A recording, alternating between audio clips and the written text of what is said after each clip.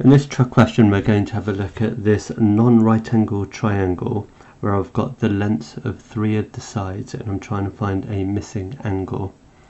So in order to solve this I'm going to use the cosine rule, and because I'm trying to find the angle I'm going to use this version of the cosine rule where the cosine of the angle A is equal to b squared plus c squared take away a squared all over 2bc. Okay, so I'm now going to substitute all the values that I know. What we need to be careful of is this angle here is what we're going to call angle A, and this length here therefore needs to be length A. And it doesn't matter which way around I do these, but I'm going to call this one B and this one C. Okay, so I'm going to replace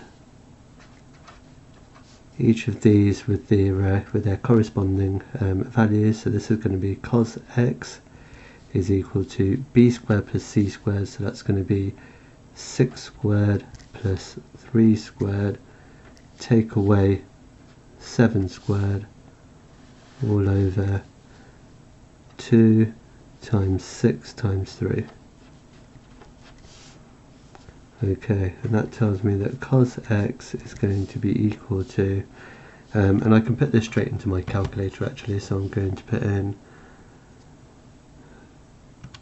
6 squared plus 3 squared take away 7 squared, 2 times 6 times 3,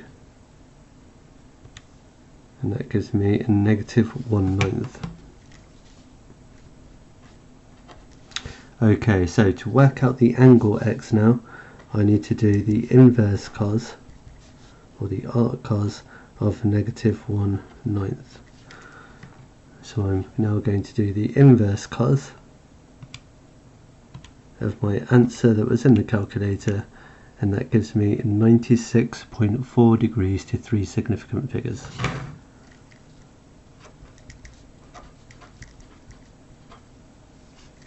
Okay, thank you very much.